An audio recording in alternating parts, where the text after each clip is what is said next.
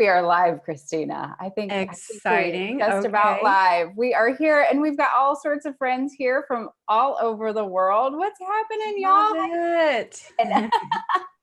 So everybody, welcome this morning, this afternoon, this evening, wherever you are in the world. We are thrilled to have you here. And I have a very special guest with me here today. Who many of you hold on for a second.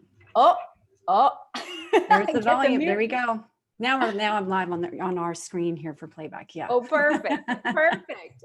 So many of you probably already know her. If you don't, though, I have to introduce today's guest. I have Christina Peters from Food Photography Club. Christina, thank you so much for being here today. Hello. Thank you for bringing me on. I'm so excited. Of course. Now, for those of you who are in the chat, feel free to use the chat. We will save some time at the end for some Q&A.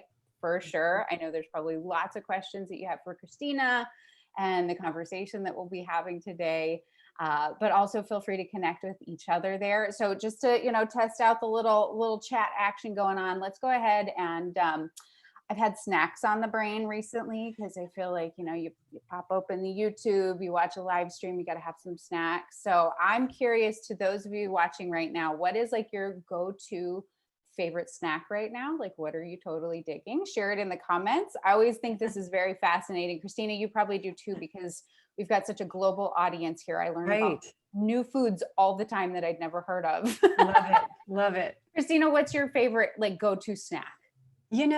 Lately it's been salty stuff. Okay. So just old school, this is so bad, but potato chips and pretzels. Now pretzel, like the twists, or are you going for like sticks, or what's like, I like the sticks, and it's about the amount of salt I can get on those things.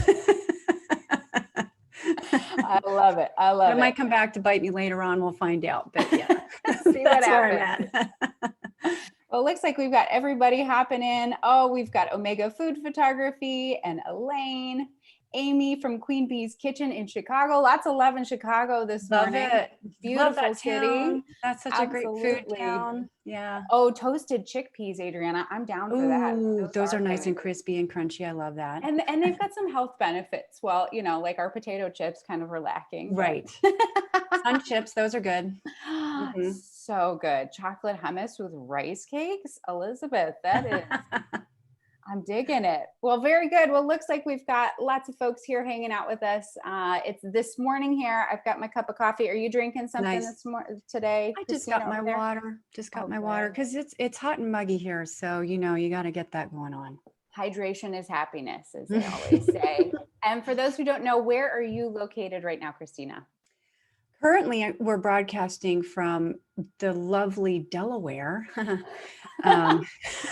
State you don't hear a lot about in the States. Exactly. So yeah, I have my elderly parents are here. And so we're here at the moment helping them through COVID, actually. Yeah. So originally, I have a studio I share in Los Angeles, but the whole flying back and forth thing terrifies me. Yeah. So I'm just going to be here and ride this thing out.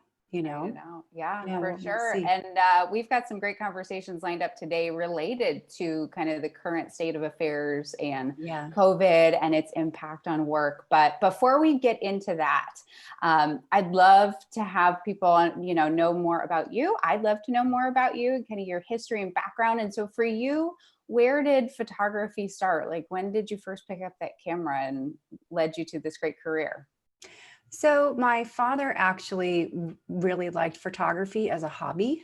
And so I grew up with him chasing me around, taking pictures of me. So by the time I was about 8, I wanted to get involved with that. So he let me use his completely manual camera.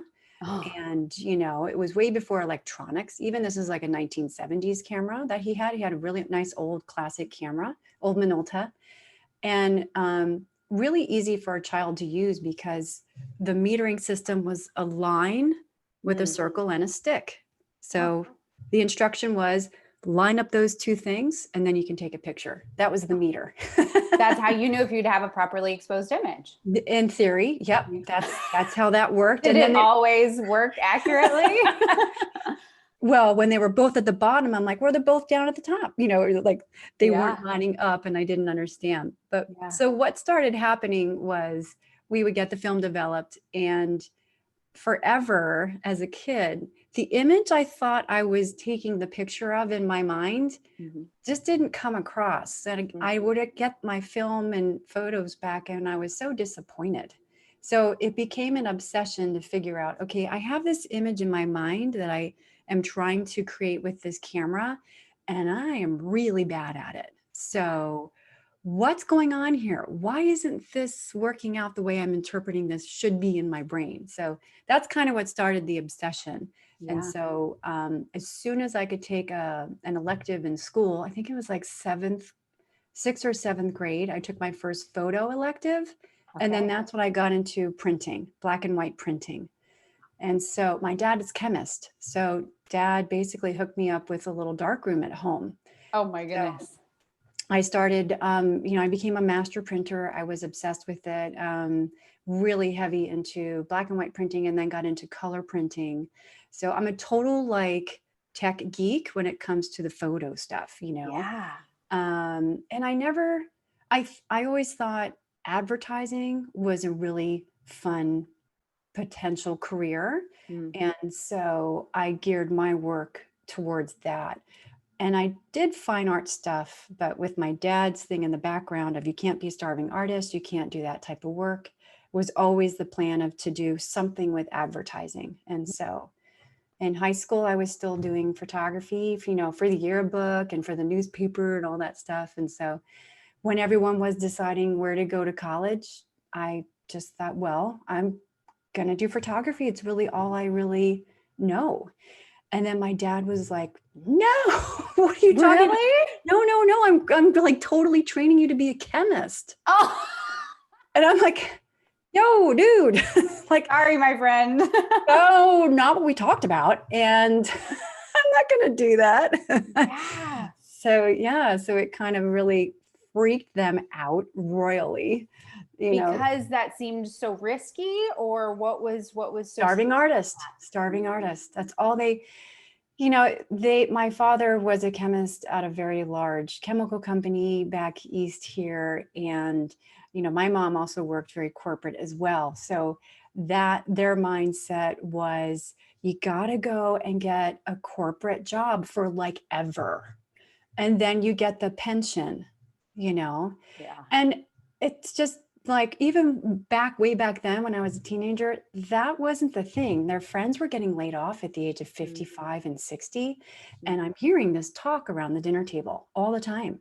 So-and-so just got laid off. He's 55. He doesn't even know what he's going to do. So I was just like, screw that, So when my father was like, why don't you want to follow my footsteps? And I was like, seriously? Have you not heard your conversations at Are you dinner not every paying night? attention? Like, dude, because of you, I don't want the corporate world. Yeah. And so that totally backfired on him.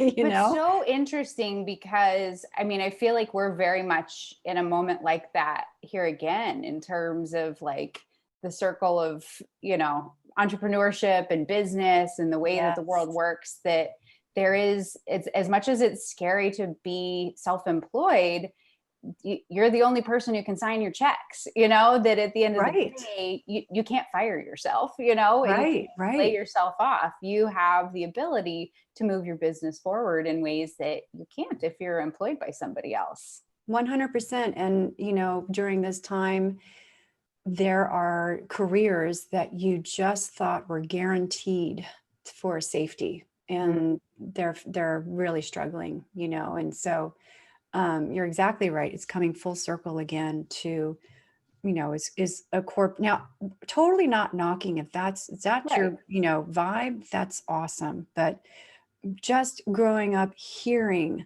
the problems with upper management, lower management, there was so much anxiety and animosity that was going on in this very, very corporate structure. It was like, I never heard anything good about it, honestly. The only thing good about it was the summer picnics. They had like some really amazing picnics. There's some good perks in the There are corporate some world. perks. Holiday parties, things that we don't Right. get in the self-employed land, but Exactly. but you made a very concerted decision then at that point to move forward into photography.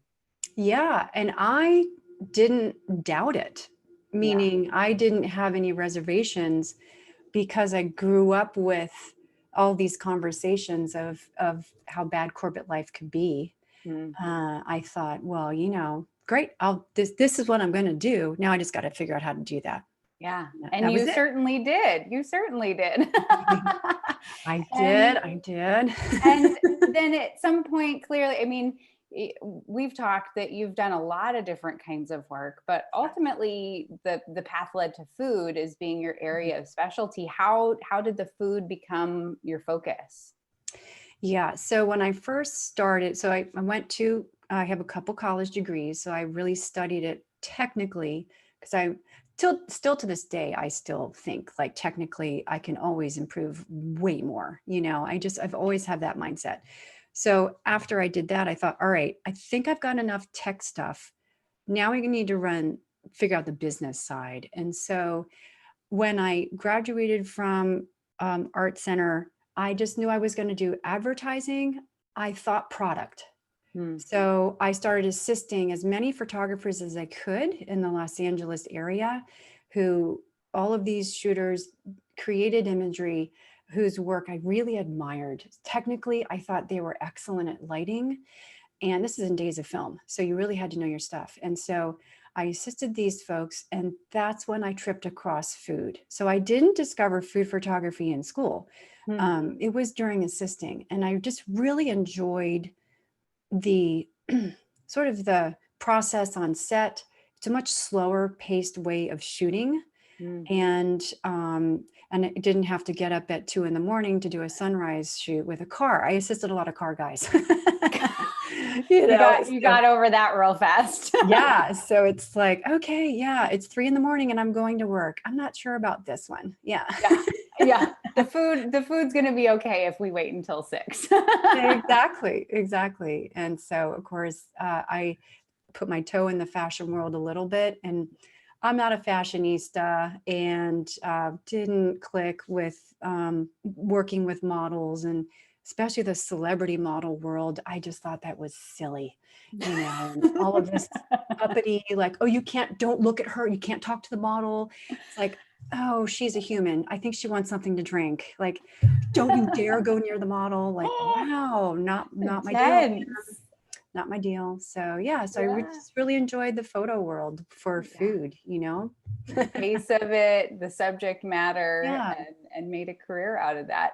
So as far as that assisting process, I think that we're in an interesting time right now, because obviously for you, you came up in a time when you went through sort of more of those traditional routes of going to school and getting an education for this, and then through that assisting process. And I think that sometimes in this day and age, because it's so easy to pick up a camera and start shooting and start figuring things out, sometimes we miss that assisting step. And why is assisting on other people's shoots, on other photographer shoots, so important?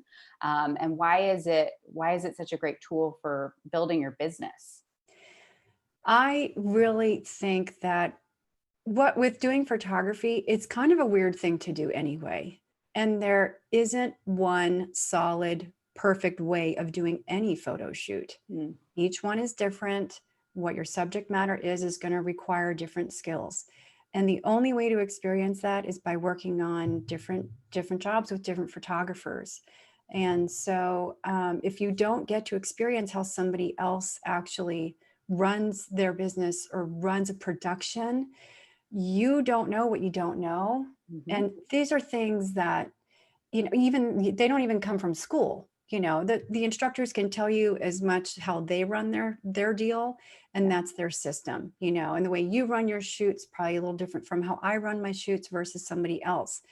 And so if you can get in and see, so I basically picked and pulled all the awesome things that I admired and thought really worked well with a production, and was like, oh yeah, log in that one. I like the way they did that. The client was happy with that one. That's going in the books. This one, oh, that really upset the client. Not going to do that. Okay, Duly noted. Yeah, right. Saw a lot of that actually, like Really? the attitude. So the other thing too, that's I'm like, I'm pretty empathic, meaning when I'm in an environment, I can feel if someone's angry, upset. I British parents, a lot of non-spoken communication happening there. That was an enormous training to read people. And so working on these other sets and seeing what really worked well for the client and for the whole job in general was really great, because a lot of the photographers that I worked for were not picking up. Like, the client's really uncomfortable right now. They're not liking what's going on, but they're actually afraid to say something. I could totally pick up on that. And I'd go over to the shooter and I'd be like, hey, yo, just say they're not liking what we're doing here. Like, they're not liking that one shot. It's like, how do you know that? I'm like, it's going to sound woo woo. It sounds woo woo. I can just feel it. I can tell. And so then they'd be like, well, find out.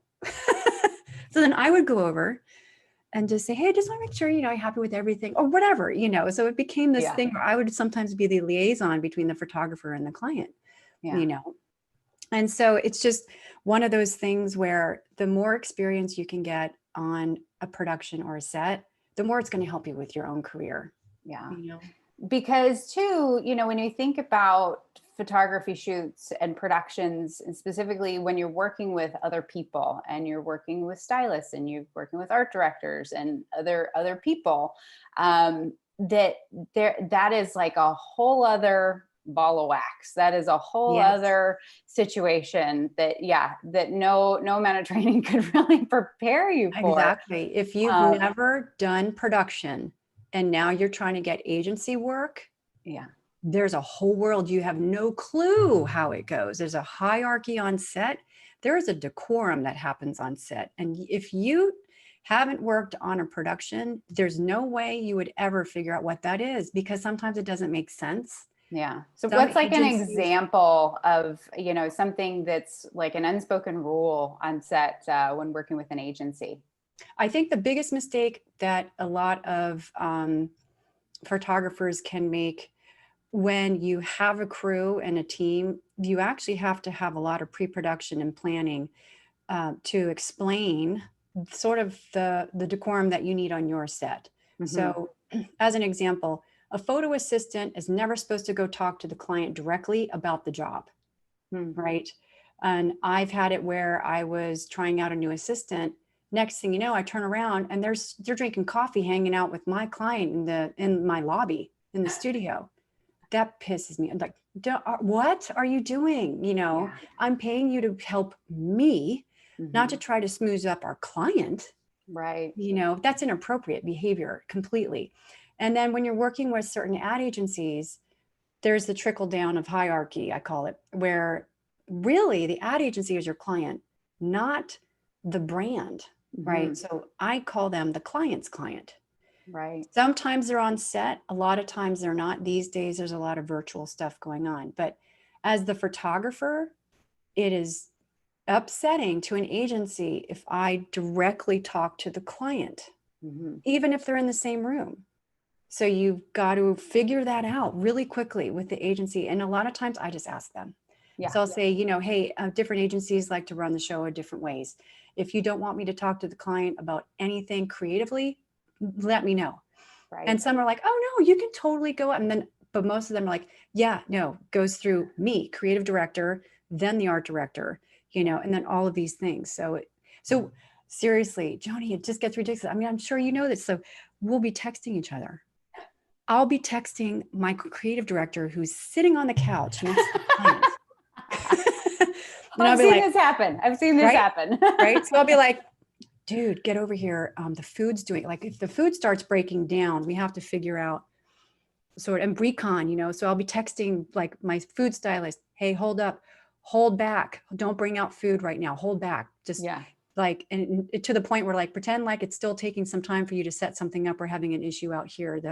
The client is now wanting more gravy, or the sauce just broke or something like that. So it's just shenanigans, but But it's good to ask those questions and to have witnessed that and to have seen that and to yes, see, because I know there's, there's somebody here in town who I shoot with, well, I assist with, and it's so fascinating to watch. And I mean, he doesn't shoot food, he does, sports and fitness and things like that, but cool. just seeing that, how that works and those conversations and how he runs it versus the way somebody else runs it. It's a very different environment. But like you said, though, I think what's imperative and what is one of the most important things that we can take with us as photographers is to always communicate and to ask questions. I feel like to be a good photographer, you have to be a good question asker, don't you think? You really do. It really, so you're controlling the production, even though the agency might have a producer on it as well. Mm-hmm. And so I ended up learning all about production from assisting, and I'm a really good producer. I actually have a hard time finding producers to hire that sort of are as quick to respond and things like that as I am. So when it's a small enough job, I'll produce it myself. If it's a really big job, I'm still producing it, but at this point, I'm not hiring another producer. I'm actually hiring sort of like a production assistant. So I'm telling that person exactly what to do. Yeah. So it's definitely one of those things where it takes time to figure out. But in each agency has different ways of working.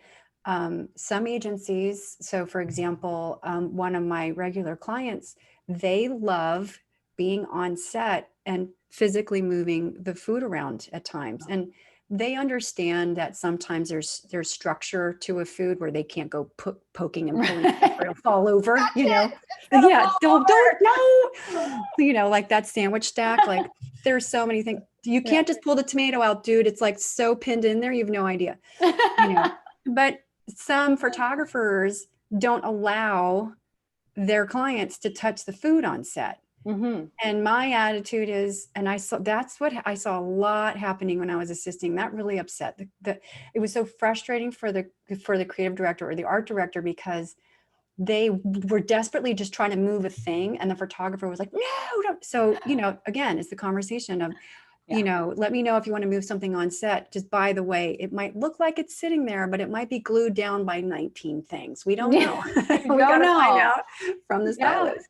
But at the same time, there's shoots I've been on that, it's all kind of loosey-goosey and everybody's kind of up for whatever. And, and so then you also have to kind of direct that and move that forward. So like you said, I mean, for those who have not assisted on productions or participated in bigger productions, you can never assume anything. You have to ask, you have to pick up on those cues, communicate with the people that you're connected with to understand what's going on here. What's the right way to handle this? Yeah. And what's really challenging now, Joni, is the clients who have never really shot with a pro shooter before, they don't have experience with that. And maybe they're not even working with an agency. So there's a huge shift right now that's going from not using a really large ad agency, but hiring younger designers who are out of school in-house. And they're trying to use those designers to replace the ad agency. And so you can tell right away by the questions they start asking and things like that, because they have their own experience of trying to take snapshots with their iPhones in their conference room of the melting ice cream. They're like, how do you do it? And it's like, it's called a food stylist. Are you kidding me? So there's definitely then in those situations, and I think a lot of times when we're working direct with a client, there's a lot of education that has to happen. Tons. What do you think is a good approach for, because to me, there are things like not only pricing, how to prepare the pre-production process, all these things. What do you find is a good approach to that education process in communicating with somebody? Yeah, I think when I'm working with the client, I'll ask them certain questions Depending on the vibe I'm getting back from them, I might just straight out ask them, have you ever hired a professional food photographer before? Mhm. Or I'll say, and again, if I think that might insult them, I won't ask that. But Right. sometimes I'll just volunteer that. This is the first time we're actually getting a pro shooter in here. We normally do our own work. Yeah. And whenever they come at me with that, I'm like, oh, thank you so much. That now really helps me figure out how to guide you. So when I figure that out, or they tell me that, the pre-production meetings are absolutely crucial, Yeah. because you have to literally tell them how it's going to go down. Yes. Right? Be very So explicit. it's like the better your pre-production and planning, then the better prepared you're going to be for on set. Things Mhm. always happen on set that you can't predict, especially if you never worked with their food product before. You just don't know how it's going to behave. Mhm. And especially if it's a new product and they don't even know, if they've never photographed it before, Yeah. we're all going to figure this out together. And I make that very clear, Yeah. we can only do so much. So if Well, and you're too, a lot of times the client who you're interacting with, these are folks in the marketing, these are folks in the right, advertising. They're not food scientists. they're not food techs, although that's now their role in the company. Right. Right. I've worked with a ton of graphic designers that are now handling art buying. Wow. So they don't even know production on a food photo shoot. They are really great at making logos and fonts and things like that, which of course is amazing and awesome, but not the same thing as a photo shoot. So Mhm. there's just way more hand holding and education that happens, and just reiterating on the shoot day, this is what has to happen. In Yeah. meaning, like, you have to be with me on set, none of this running around. Like if we're shooting at their location, like it's common now where they want us to shoot in their conference room, especially if if it is like a frozen food product where they have the big machines and they don't have a shooting machine that they put on location yet. So you've Yeah. got to go there. Then that's when it's like, listen, if I want you to look at something, I can't have you wandering the halls and being in your office. I don't even, you've got to be with me on set, Yeah. So things like that where they're like, oh, and then usually about halfway through, like at lunchtime, I'll do a check-in, Yeah. on the first day, be like, all right, so how is it going with you? Is it what you were expecting, or is it weird? And then that's when they're usually like, oh my, I had no idea all of No this went into it. idea. It is. There is so much that goes into, I feel like I see this pop up in Facebook groups all the time, people from other disciplines in the photography world coming into food and going, oh, I Yeah. had no idea. Yeah. You and I make it look so simple. It's And so it's easy. No, it's not. so I not. still struggle. And many times that simple little looking shot, yeah, that took hours, The worst. You Somebody was just don't telling me know. about having to shoot a lemon wedge that took them 8 hours for a single lemon wedge shot. I I was like, don't I doubt believe it one bit.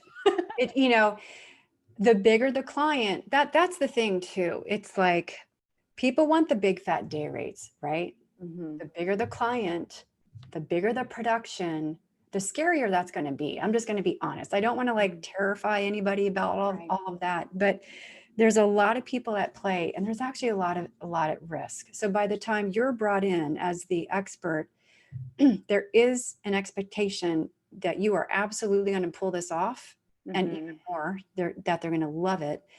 And when there's problems on set, you're going to know how to handle that. Yeah. And that means both with the food and also with tech stuff. Yeah. Things always break down on set with tech stuff. So you have to have backup gear. You can't just walk into a shoot with one computer. That's Mhm. not going to, you have to have a backup, Right. backup cameras. Like I am the backup queen. And when a whole system goes down on a job, client never even knows about it. Yeah. I Makes just that say, a hey, you know seamless what? experience. We're going to back up some data right now. And so why don't we take a 15-minute break? I'm going to hold kitchen back and, y'all grab a cup of coffee. I'll be right back with you.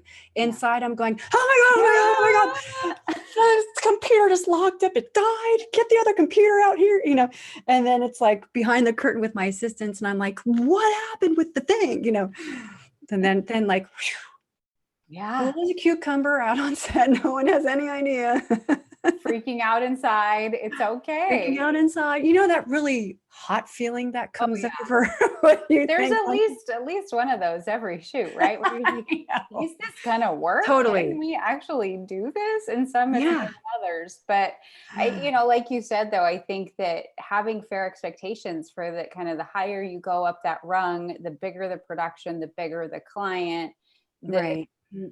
the higher the stakes are. And so in Exactly. terms of the preparation and production required for that, and you know, like sometimes even referred to as the dog and pony show, you know, I mean, it's 100%. not, I don't know if you see this quite as much as maybe you did 10 years ago, 20 years Mhm. ago, you know, the big elaborate, you know, toasting Oh yeah. champagne after the end of the Oh yeah. shoot and presents and all these things. Now, clearly, the kind of clients that I typically personally pursue, where I'm working direct with kind of Mhm. mid-sized to large brands, we're not doing those sort of things. Right. But for the Right. people out there who are wanting to pursue those bigger advertising jobs, that's absolutely a part of, like you said, the decorum of the Yeah. experience. Yeah, especially if they're flying in from out of town. You know, with my studio in LA, it's very attractive to shoot there in the wintertime.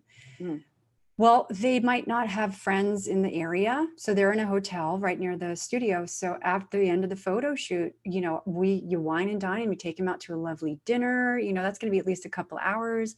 mhm, You know, and I completely make an itinerary for them. So mhm. if they are new to the area, I have this whole kit of all the restaurants in the area. You know, this is of course before COVID. Let's just get that Right, straight. So right. not a lot of this going on right now at all.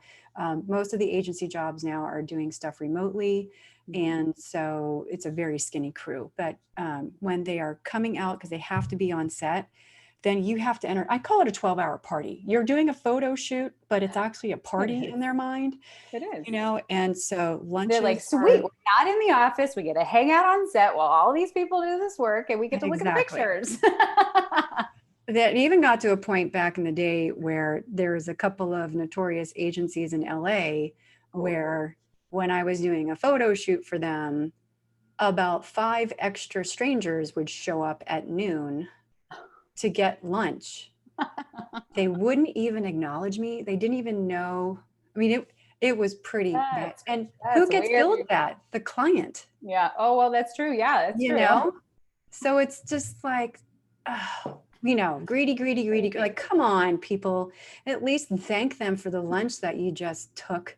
You know, because we know my assistant will go around and take the lunch order, and she'll give me a heads up. She'll text me like, "Yo, we've got 17 people for lunch," and I'm like, "Wait, Where did they all come hold from? on. There's only 10 people in here. What are you talking about?" You know, and she's like, "The agency just told me 7 people are coming over for lunch." I was like, "Okay." Here we go. Yeah. Oh man. But so for those who have not done that and they're like, okay, how do I even go about getting started assisting on sets? Like Mhm, obviously again, things are a little different right now in light of mhm. COVID, but still there are productions happening. I Yep. see this more and more in masks, and you've done some. And so for somebody who's like trying to break into that space and trying to go in that direction, where would they start? Who would they contact? What would that look like? Yeah. So, you know, the way I turn it around is look at it the way you would for any job that you're trying to do, even as a photographer. It's all about marketing. So when I was trying to get work as an assistant, I made postcards and I sent them to photographers. And now what assistants do is they just send me an email. Some of them don't even have a website. There's no link to anything. I have no idea if you even shoot food, or they ask to shadow me. That actually offends me. So I don't like it when someone says, "Hey, I want to be in your space all day. I don't want to help you with anything. I just want to shadow you." Like, no, dude, Yeah. I'm not going to let you do that. Yeah. You know, and it's so approach the photographer whose work you really admire and Mhm. see if they're open to assisting. It's if you do want to assist and you want to like work with a bunch of people, this is a business too. You're going to be competing with pro assistants. Mhm. So make it very clear. You would be a second or third assistant, not a first assistant. Mhm. So when I started assisting, I was not the main assistant. I was the second or third on a bigger production. Mhm. Then, if it was a smaller job, then the photographer would just hire me as the only assistant. Yeah. And so depending all on, the product and the size of the production. So if it's a really big production and you do want to get interested in that, reach out to producers. So there's an enormous amount of producers in all the big cities that they need to crew up when they are doing something on location and things like that. So if you touch base with producers, photographers who does work that you are very interested in, and just be totally honest about your experience. Make a little resume and make it clear, what equipment are you familiar with? Now, in the advertising world, a lot of us have to use what's called a digital back. So you're very familiar with these, I'm sure. And that's a whole different type of camera system. It's a medium format system. And if you're not familiar with that system, then you will not be able to be a first assistant because you won't even know how to operate their camera. Yeah. So that means you're going to be a runner, or you're just going to be a production assistant, a PA. So there's many different levels of assisting in that world, just depending on how big the job at hand is. Yeah. And so that's important too, to know though, too, what kind of what are the potential things that they're working with there? Because, there might be, a photographer who, it's very important in terms of the way they set their lights and, just an understanding, well, how do they rig the C-stands? How do they rig this? How do they, all those sort of nuances of details that if you want to assist, you need to have the competency to do those things, or at least, like you said, be honest about where does your competency lie. So then that photographer can assess, are you a good fit for this? Because exactly, and if you're just starting out, then you just be clear about that and just say, if you're on location, I can totally help you. Because like if we're doing a restaurant shoot and it's a much, much, much smaller budget, then that's when it is appropriate for the photographer. They're going to be doing more hands-on stuff. We really need people to help run the gear back and forth from the cars, sometimes just getting into the restaurant is like a whole process. The schlepping, all the schlepping. So make that clear. If that's your skill level, that's totally fine. Great. But you're going to get to see how this shooter is working. Yeah. And, so it's very important to do that. So make a page on your website that is about assisting. So when I get approached all the time, I'm sure you do too. If I go to the website and it doesn't mention anything about assisting, I know that they're just a photographer that's trying to see what I do. They might not make the best assistant for me, depending on that job. But if there's something about assisting where they are making a genuine effort to really assist and help the photographers and also learn, then I'm cool with that. Yeah. But, so there, because there's two levels of assistance, the pro assistants and then the photographer that wants to be a shooter, right? Yeah. So. Definitely. And so just, being a professional in everything you do, and that will continue to help fuel your career. So let's shift gears a little bit because this is something there's a lot of questions about, is the world of having a photographer's rep. Somebody who represents you and thinking that, if I have an agent, suddenly I'll have all this work and life will be so much easier. Right. So I wish. So, I am not personally represented, but I know that you are, and you have a lot of experience and expertise in this area. I will say there is an Instagram account. I will link it in the show notes afterward. Cool. Ask Stern Rep. Let me see. Andrea. Yeah. So she was my rep for, 12, 15 years. I honestly don't know. She runs a great Instagram account. Her Instagram is incredibly helpful. So for those who are looking towards representation, working with agents, that her content is amazing, and she puts out a lot of great information. But so with that being said, what is the real purpose of having a rep and the value of that for you? Yeah, it's a great conversation to have because there's a lot of misunderstood things about the rep. People think when they're starting out, that's when they need to get a rep. It's not going to happen. And here's why. A rep will only take you on when you are already established. It is not the rep's job to establish you. Sure, you'll grow with the rep, but you already have to have jobs. You have to understand production. And depending on that rep, their contacts need to be the type of clients that you want to have. So it is a marriage. It is a serious marriage. And sometimes they end in nasty divorces. Oh, yeah. You know, um, luckily for me, the one rep I was willing to have was Andrea Stern, and we became very dear friends. Like we went out to dinner all the time, and we really enjoyed each other's company, and we respected each other, and we both respected how we ran our businesses. So you need to have, I think, a good relationship with your rep. It's amazing if you can. Sometimes it doesn't work out that way, but the rep is there to facilitate you so that you can focus on doing the jobs and then focus on marketing content to give to the rep so that she can take over getting clients for you. And that's the strong relationship where you're going to be working close together. So you have to be in sync with this. So what type of clients are you wanting to go after? Have to also make this person money, because they're going to take anywhere between 20 and 30%. So if you only want to do cookbooks and editorial and small jobs like that, that's going to be a challenge, because the rep's only going to get about 25% of that small fee. So that isn't in their best interest, because it's the same amount of work for them to get that client, no matter how big the size of the client, right? Yeah. So they're only getting a percentage. I mean, it's a large percentage, let's be honest, but so you just sort of have to always be aware of that. So we had an arrangement where if I wanted to do a small little editorial thing, she didn't take a percentage of that, but I wanted to do it to get more images, and then we would use those images to make marketing material to go get the bigger clients, right? Right. So I don't just only do ad work. I do all kinds of different things. And so Andrea was involved in my ad work.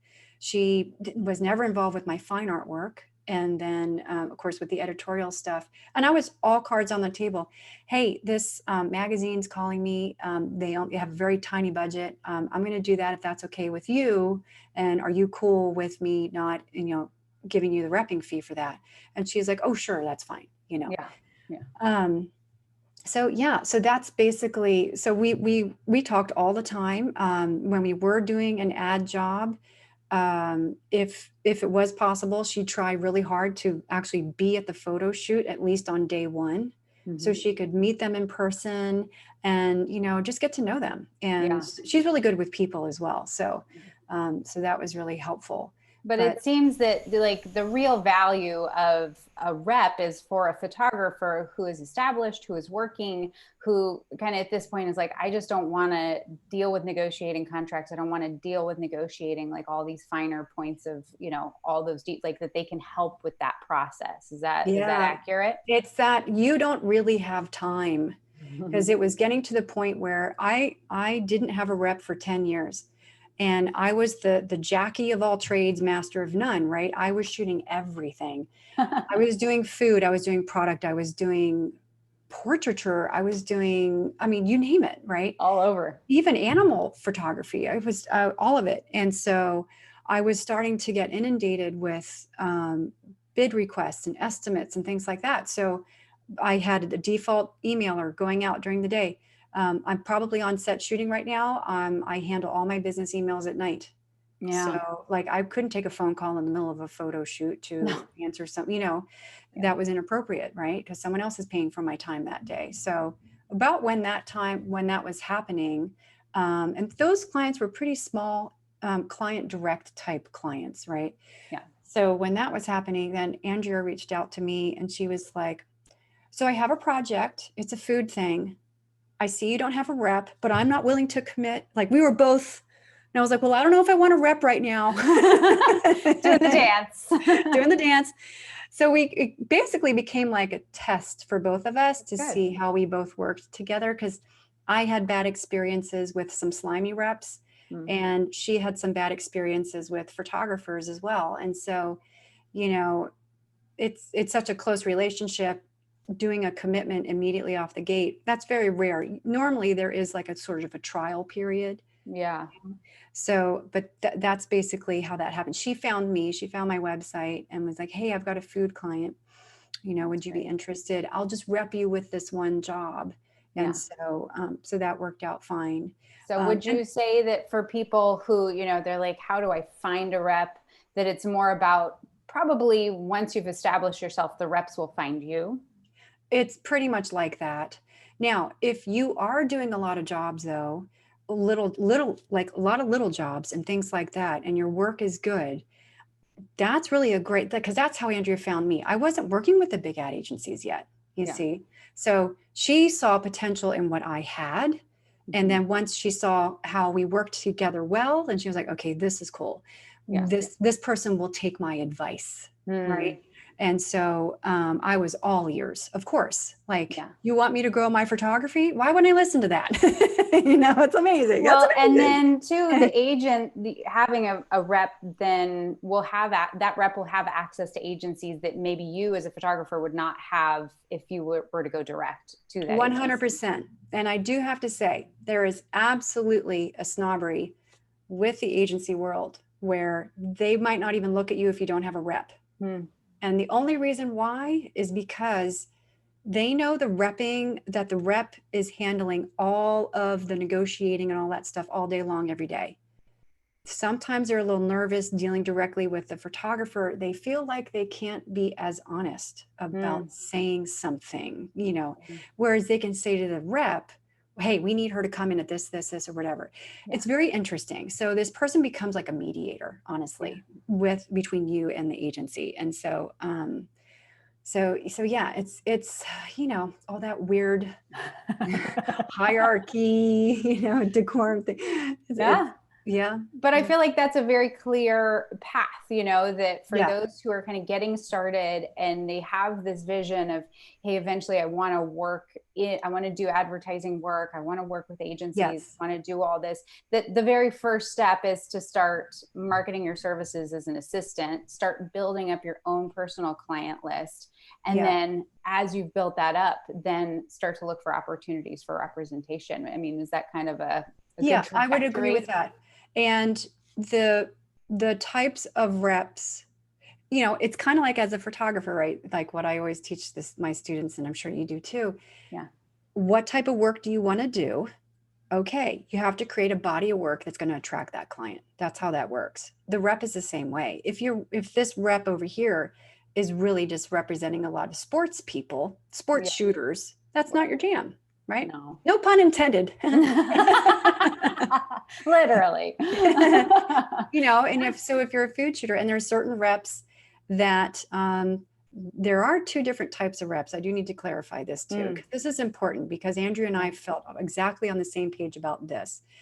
I don't like the type of rep that has 5 food shooters, right? Because they're going to pitch all of us to that client possibly. And then my little insecure artist self is like, well, are you pitching me equally as that person over the, Oh there's a yeah. competition, right? Right. And Andrea never wanted her artists to feel that way. So when she had me, I was the only food shooter that she had. And I was totally so happy about that. And I made that very clear, that I was going to be the only food shooter. And so she had like one product person, whereas there's these sort of repping farms, I call it, where there's one huge rep person and then they have a whole bunch of mini reps working for them, and their turnover is like this. They're just learning the repping through that agency, and they handle like 30 photographers.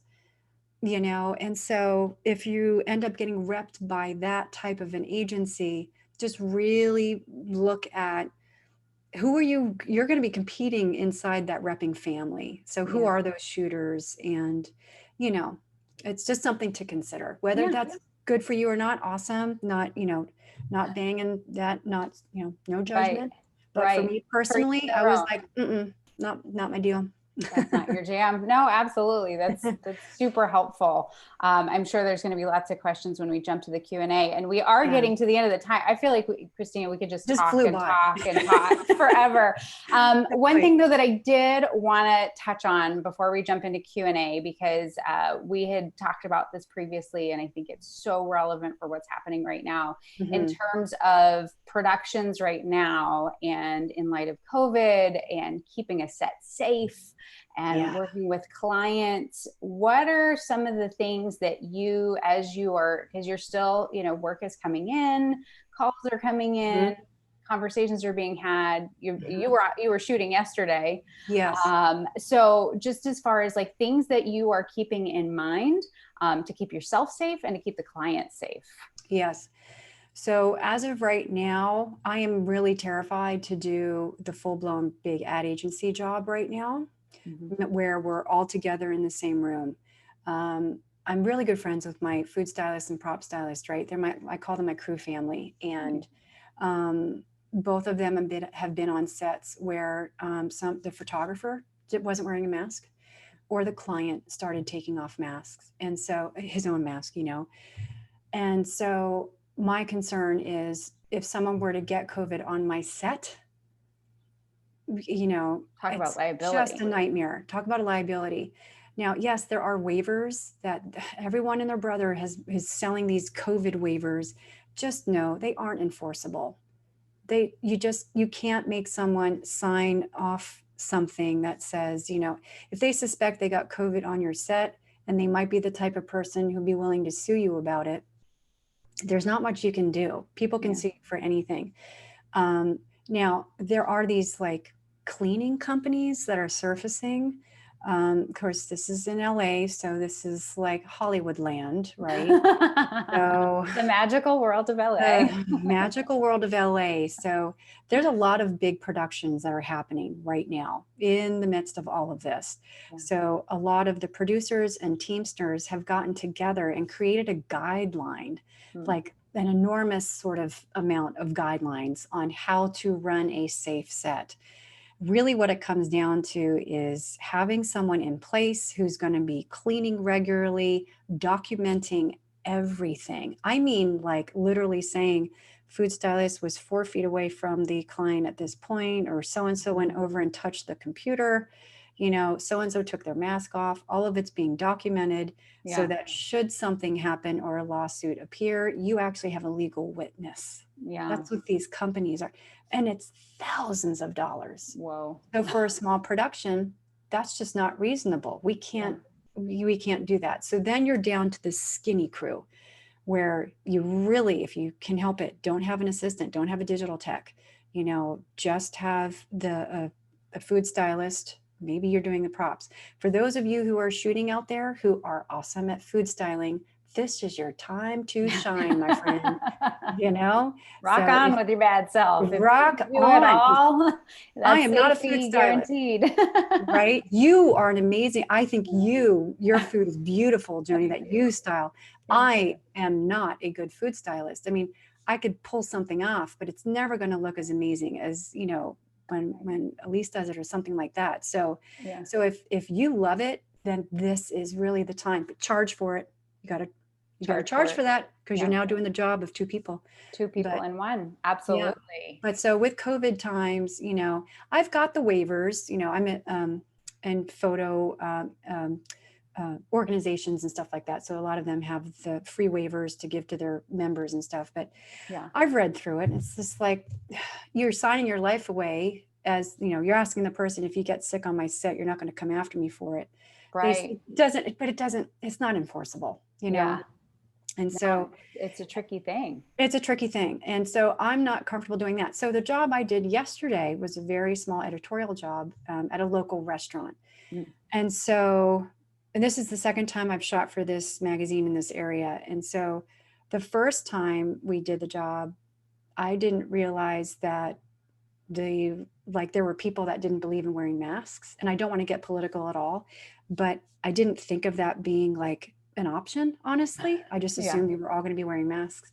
And this one particular client didn't believe in it. Like she told me, when I showed up with my mask, I was like, oh yeah, we don't believe in that here. Like doing this in front of I was like, oh, it totally threw me. I didn't know, like, it was the What do I first shoot. even I was do? like, okay, right.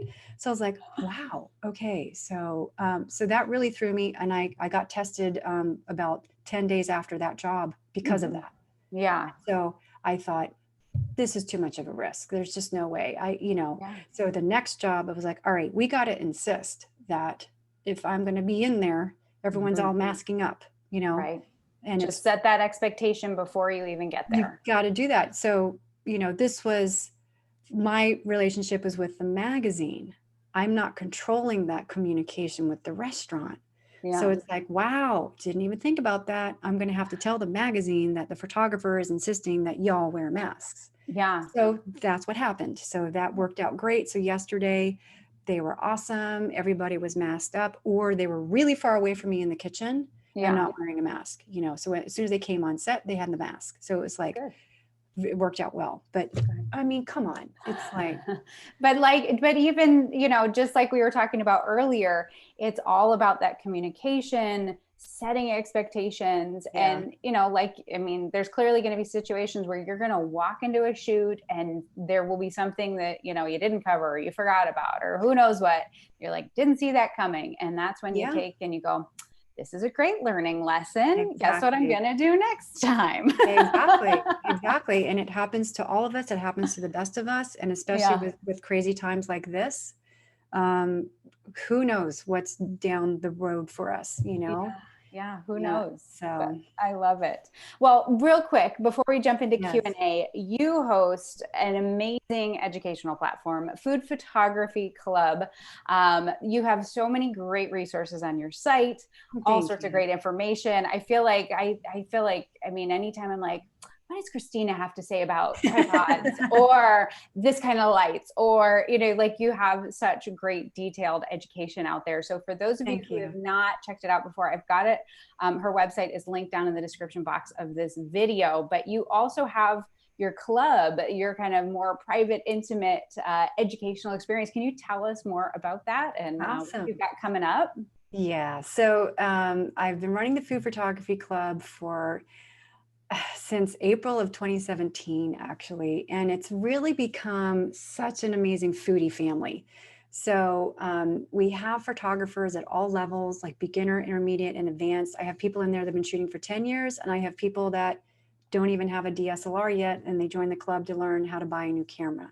Yeah. So we have all different types of content. And really, I've really become like Mama Bear. Mm-hmm. So we have a user forum, it's private. And so when people have questions about jobs that they're doing, how to pitch a job, how to technically do a job. I mean, I've even had people email me, go in the forum when they're in the middle of a shoot and be like, oh, the client just did this. What do I do? Like, okay, deep breath, hold on. Yeah. Don't pass out. Don't pass out. It's okay. It's all right. So it's really, I just become sort of a support system for folks. Fantastic. Because so many people are just not charging enough, and they don't realize that, your time has value. My time has value. Everyone should be paid what they're worth to do their skill. Mm-hmm. And so that's one of the main reasons why I started that thing was too many people are getting taken advantage of by what I call predatory brands, mm-hmm. who hire you to do 200 shots, pay you $50, and they steal your copyright. Yeah. Like I'm on a mission to try and not have that happen, but it's hard. There's companies popping up every corner, every time you come around. There was something that somebody emailed me and it popped up in a Facebook group the other day. There's this new company that's like the Uber of food photography, and the rates were just it was awful. And two, what they're taking in terms of the copyrights and usage, and it's highway robbery. It's disgusting. I mean, I just want people to understand with the big brands, never do they get my copyright ever. The only exception is broadcast. So when I'm taking photos that have to be on a TV commercial, they have to have copyright for that. But guess what? That day rate starts at 10 grand. Hello. Plus you some big licensing. Money. So people have to pay for copyright, and the brands that are just bullying everybody and just paying you $50 to $200 to steal your copyright, y'all are not going to survive as a photographer. Let someone like Joni and I help you figure this out. Well, and a piece of advice that I love to offer that I learned before I entered the world of photography, that I learned in the world of sales, was the idea that you should never assign your own purchasing habits and your own sense of money to a client. That yes, $10,000 in my own personal life is like huge, right? And I go, oh, $10,000, that's a lot of money. But to a client, to the right size client, and based on the value that you're providing, that may be completely normal. So don't psych yourself out, and don't assign your own personal buying habits to the habits of your client. 100%. Preach. Preach it. Well, let's go ahead and so for those of you who want to check out Christina's Food Photography Club, I have got it linked down below. You go check it out, and you've got a freebie in that link too. It's a little. Can you tell us about the guide that's there? So this is called the 4-figure day rate plan, where we really talk about and focus on why is it that you're shooting for free or not charging enough. And then we talk about creating a portfolio of work to attract those clients that you want that will pay you. And then we talk about marketing and how to go and tackle those clients, stalk them, get them to be your clients. Yes. I love it. And actually, I have got a series coming up starting on Monday with Ty Turner from Flash Film Academy. We're doing a little series about, we're actually going after a client together. Like we're partnering up and going after a client. We're going to share the whole process on YouTube. So for those of you who want to watch, and we're going after a big brand, so they don't know we're coming, but it should be entertaining. We've created some content and to pitch them. So stay tuned for that. I love it. So let's go ahead and hop in. It looks like we've got a lot of comments going, lots of chat going on. Let's open it up though for Q&A. I'm going to go on back. Great questions. Oh, looks like somebody was just trying to define what a rep means. So that rep being somebody who represents a photographer. There's other names for that, right? Like a photo agent. Photographer's rep, photo agent, exactly. They are basically the face of you and your brand when you are not there. So many industries have reps, just think of like a sports rep, right? So a famous sports person, they're going to have a rep. They're not going to be negotiating their own deals one-on-one with a client. Right. Catherine Dunlap has a great question. So we talked about shooting in clients' conference rooms before. Have you ever been asked to do a splash shot in the client's conference room? No, and here's why. I use high-speed strobes, and it would pretty much blow out all of their lighting system. And then that's when she crashed the whole building. Exactly, because there are some strobe systems that don't take a lot of amperage. But you just have to be so careful because so many conference rooms have like one plug, and that one plug is on one circuit, which might only be 15 amps. You plug a few packs in there, you just shut down that whole, whatever else is on that circuit, you just shut it down. So I absolutely insist on any splashing has to happen in studio. Wonderful. I remember the first time I ever fired a shot with Broncolor. It was the whole pack, the whole thing. And I hit that button. It was like, poof, and I'm like, I was like, okay, this is something else right here. Right. And if you don't, and that's the thing, if you're assisting those types of shooters that have those types of capacitors, that can literally blow your hand off if you don't handle it properly. Right. Careful. Absolutely. So, because some of the packs I have are 4,800 watt seconds. And you stack 6 of those up. You can't have your eyes open at that point. You have to like close your eyes. And I warn everyone when I'm flashing, I say flashing, and then everyone on set has to close their eyes. It's great. I love it. Let's see. Mohammed wants to know, how can you join the club? The club is linked down below. So the description box below, it is right there. You can just hit that link, hop on over and see everything that all likelihood though, if you just Google food photography and like any topic, Christina probably got a blog post about it that will come up. So, Yeah, so right now, the doors are not publicly open, but if you go to foodphotographyclub.com, you can get on the wait list for the club because they're going to be opening the doors very soon. very, very soon. Yes. Oh, good things coming. And you'll know all about that, Joni, before I even have that happen. So I love it. And I'll be sure to keep everybody on the loop on that. If you're on my email list, you'll be updated. Aishi wants to know, what's the difference between licensing and copyrights when it comes to images? Great question. Copyright means and defines the ownership of the actual image. So upon creation, instantly taking a picture, by default, the photographer who pressed that button owns the copyright. However, to enforce that copyright, you need to register those images with the US Copyright Office. Each country has different rules and regulations for copyright. England has their own system. So, so depending on the country that you're in, you guys, this is going to be different for you. So of course, my knowledge is all US copyright. I'm a massive copyright advocate. I've been fighting it for years, working with photo organizations specifically for protecting our copyright.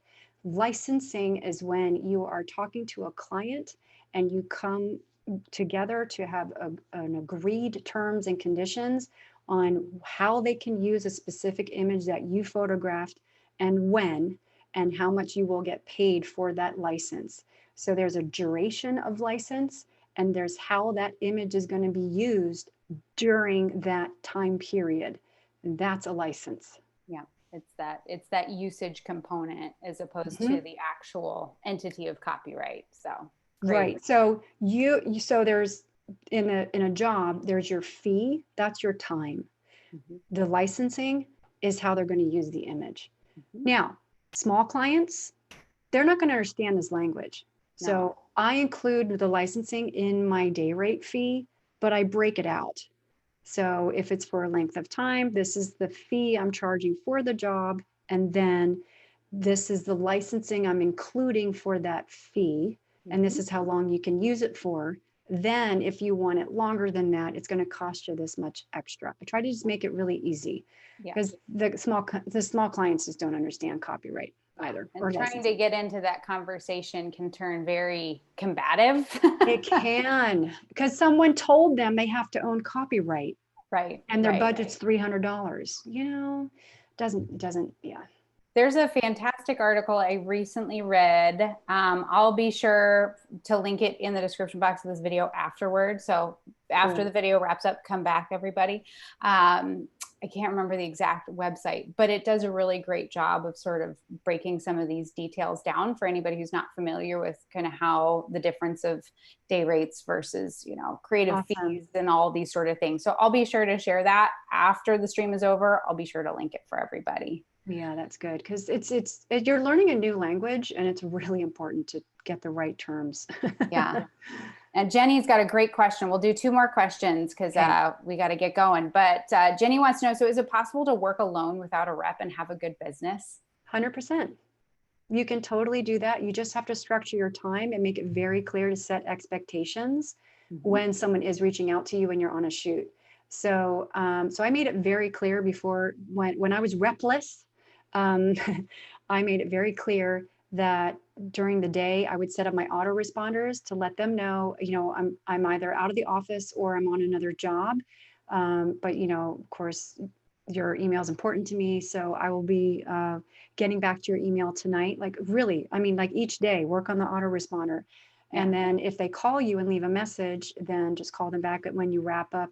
I usually, sometimes, depending on the client, I might even just text them and say, hey, I got your message. Just wanted to let you know I'm working on set today. I will get back to you, as soon as I can or whatever. Yeah. And so you absolutely can. It all depends on the type of clients that you want, my dear. So just figure out who you want to shoot for and go get them. Yep.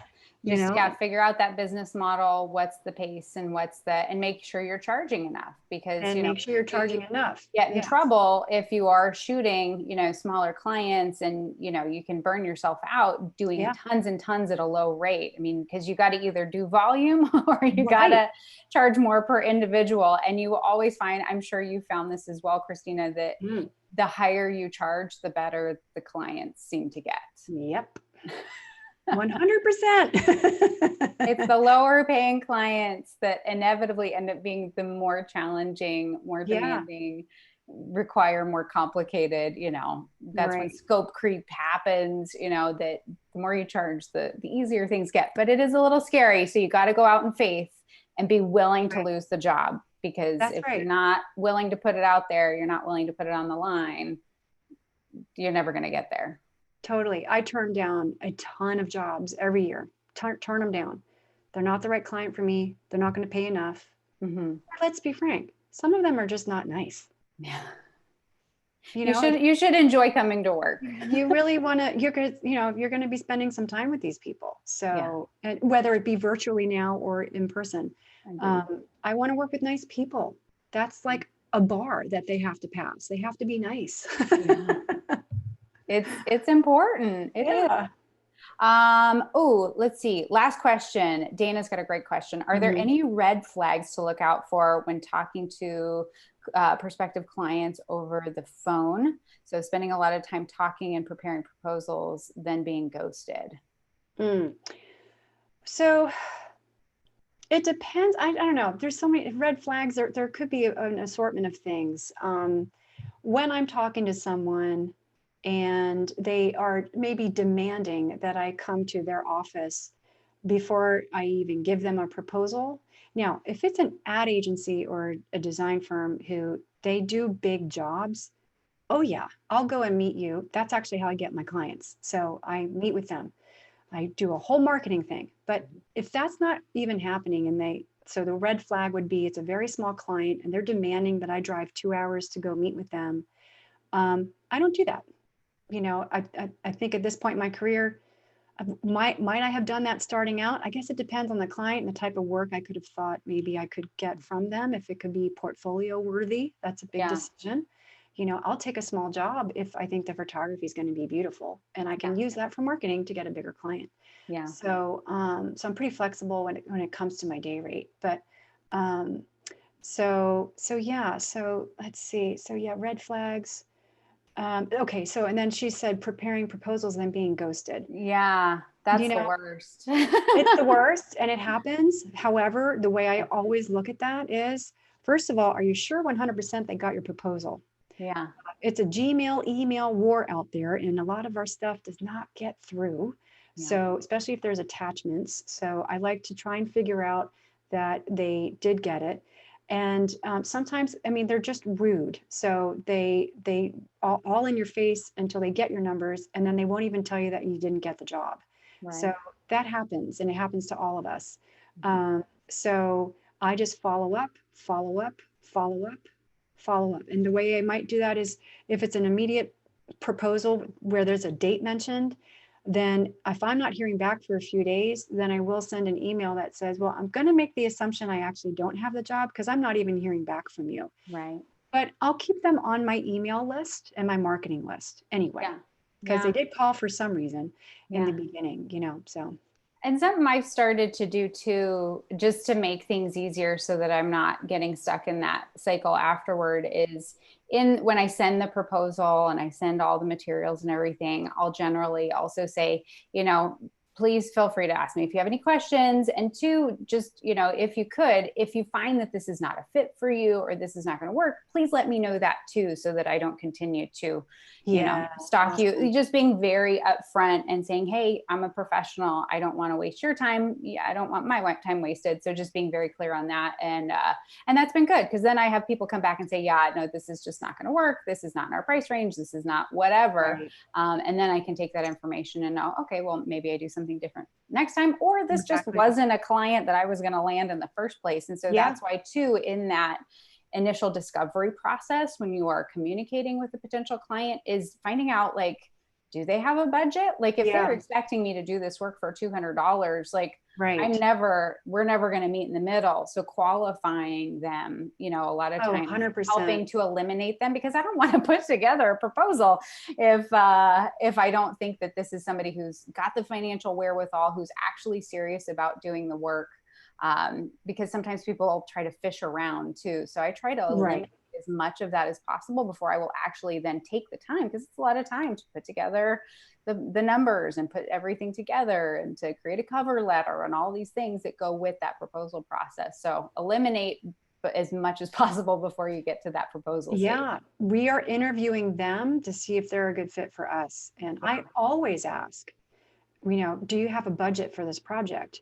There's still two schools of thought about that. Some people say you never ask for the budget, but I've been very pleasantly shocked in a good way when I ask, hey, what's your budget? Like just recently, I swear.